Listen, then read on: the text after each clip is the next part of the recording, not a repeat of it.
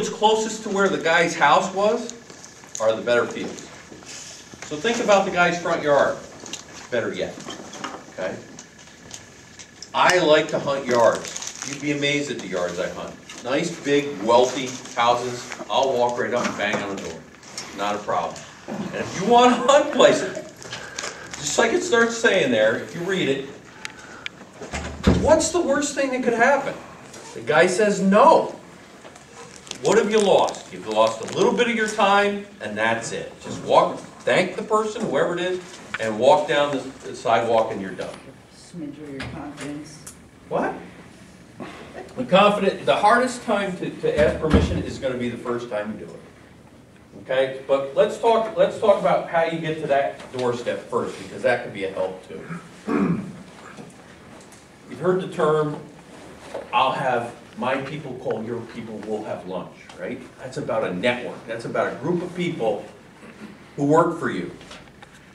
One of the best things you can do is tell your friends, your family workers, my wife would apply for that job, co-workers, tell everybody you know about this hobby that you really enjoy, that you love to do.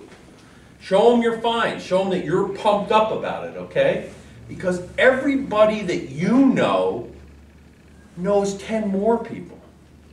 And when they talk to that new friend they meet at work or anywhere, and this is just simple stuff, but when they talk to people and the new person that they meet says, oh yeah, we live in the 1740 farmhouse that we're rebuilding down the street, they're going to say, we know Todd. Todd's a great guy from town here, and you know what? He finds like old buttons and he looks for all sorts of buckles and stuff, anything that has to do with an old property. He loves that. It's a lot easier to go knock on that door when you're a friend and you've been referred than it is to go knock on that door as a dry call. I got nothing bad to say about walking up to any door and knocking on the door. No, I don't have a problem with that, and you shouldn't either. And we'll talk about how to ask permission, and we'll read through that sheet that I got there, because that is the spiel that I use, and there's a couple of ifs, ands, and buts down in the middle of it that say if the person says this, I say this, and so forth. But getting permission to hunt these places where the good stuff is, that's what you want to be doing. Okay? So, who's in your network? Who are you going to tell that you love to metal detect and you show stuff? I ran down it quick. You got family members. Everybody should know that you love to metal detect and you found all this great stuff. It's one of the good things about showing your stuff off, okay? Show people that, you know, it's cool. Obviously, I don't have a problem talking in front of people, and that helps for knocking on a door, okay? I have kind of the gift of gab there. But having all these people that you know out there working for you is a huge help. I get referrals all the time from people who I didn't even know it was coming, and the phone rings and it's my friend Bob, who's an electrician or something, says, Todd, I was just telling this lady where we're working that you know, I know this guy that metal detects and he looks for buckles and buttons, and she said you could come over and metal detect there. Just wants to meet you. And you're in already.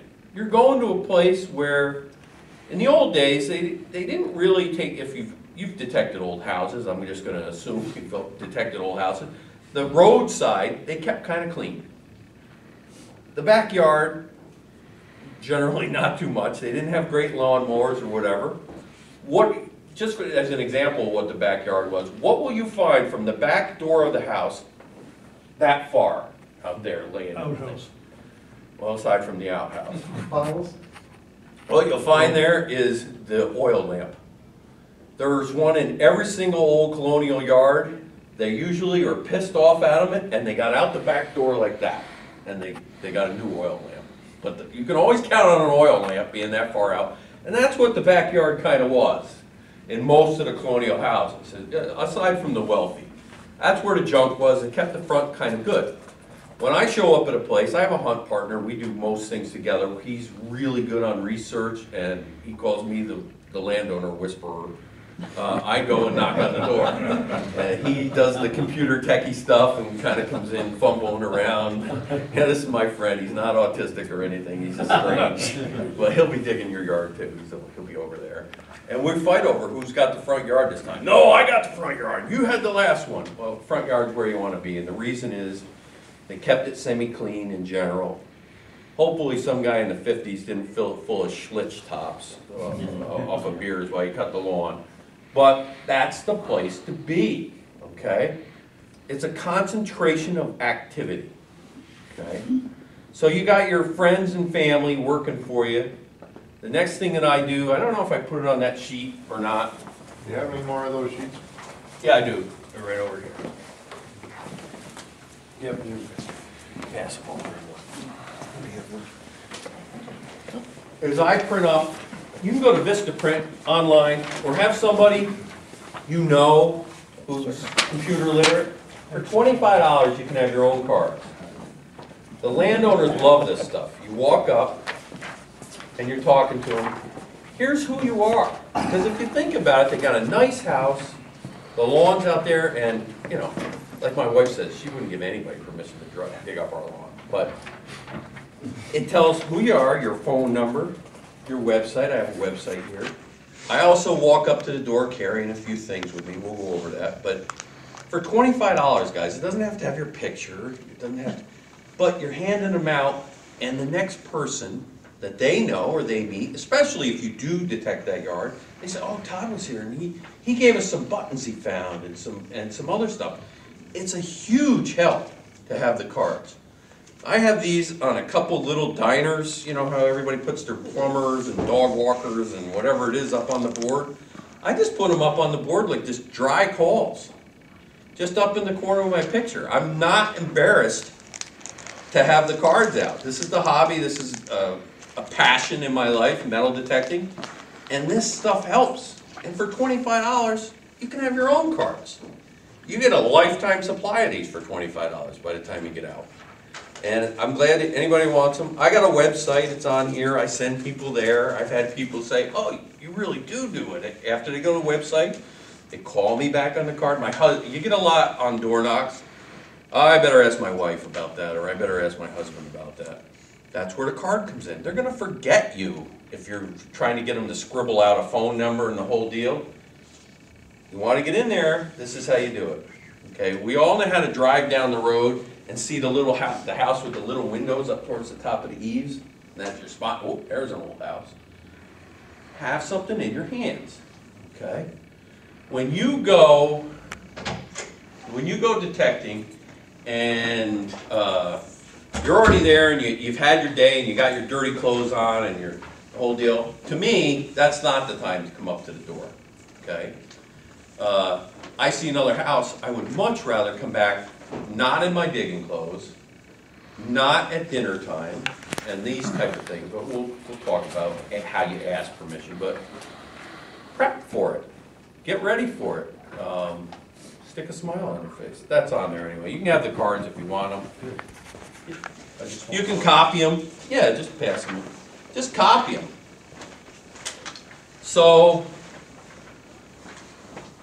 I'm gonna knock on the door here, and who wants to be a landowner? Who's it? All right, Tim. Tough landowner. Yeah, Tim. Knock, knock, knock. Yeah, what do you want? Hi, my name's Todd. I have a hobby that involves old places like places and houses and things like that. It's metal detecting. I'm sure you've seen guys do it on the beach before, but I do it on dry ground. And my focus is I look for old buttons and buckles and things like this. Now, if you're looking at the sheet I've got going there, I don't generally talk about money, okay, change and so forth like that. It's a subject that may come up later, but it's not something that I want to talk about right off the bat, okay? So, you're fine. If you give me, and I usually have a little Ziploc bag of some buttons, some colonial buttons and so forth, but I'll hand them so they're looking at these buttons while we're talking. And I also had a card in my hand, and I would give him my card. So he's got two things to do while I'm talking to him, okay? And I'm saying, look, if you would give me permission, I'd like to do a search of your property here. Are you gonna be digging holes all over this place? That usually comes up. I say, well, how it works is, Could you give that guy that, it's not really excavation, okay? But if I do get a signal on my detector, what I do is I carry a towel with me and I do dig a small hole, like a golf hole. That's what I use as a term when I'm talking to people. And I said, my machine will realistically only look about 8, 10 inches down at the most. So the dirt comes out of the hole and it goes on the towel next to the hole, and I get whatever target it is out, and then I put all the dirt and the grass goes back on top. And generally, I don't even kill the grass. Nothing happens to the grass. So I I'd be won't see glad to holes? show you. No, you won't see holes. It's, anything that comes out will go right back into the spot. If I find something neat, I'd be glad to show you. What if you find a whole bunch of gold? If I find a whole bunch of gold, we're split, you and I. No problem whatsoever. All right, all right. How long are you gonna be here? Well, I'd like to come back maybe Saturday, whenever you want. Is there a time that Oh, you, that's fine, just don't park right in the middle of the driveway if you would. That's okay, that's Whatever you fine. want. I'll park wherever you go. Is there a time that you would rather I didn't detect? just not at nighttime, that'd freak out my wife. Okay, okay, well, thank you very much. If I find something cool, I'll be glad to show you. All right, good luck with it. All right. good job. That is how most of them go. Most people, even down in Lower Connecticut, believe it or not, are nice people. Most people are happy to help you with your hobby. They're interested as much as you are in seeing what's out in that yard. They're never gonna find it on their own. And I always have something for them. Whether I find something on that piece of property or not, I always keep something to give to the landowner.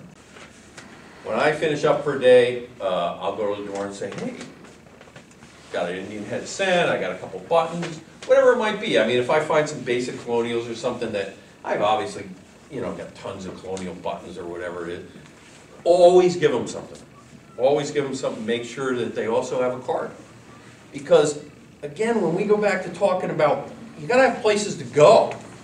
When it comes back to that person and that landowner, the experience that they have with you, that you weren't a jerk, you didn't dig up their flower bed, and you were respectful of their piece of property. You also gave them a card, and you gave them a couple of cool things. And that person knows 10 more people. And it's huge, guys.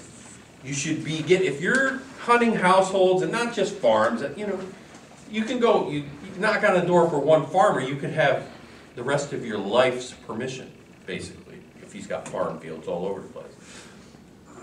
But there's more stuff in that guy's front yard. You want all the people that he knows on your list. You want him helping you. It doesn't have to happen right off the bat 3 weeks from now. I've had people call 5 years later, oh, we found your card and our friend just bought an old farmhouse. Do you want to go there? Yeah. Yeah, because they really dig what you found in that yard. It's huge.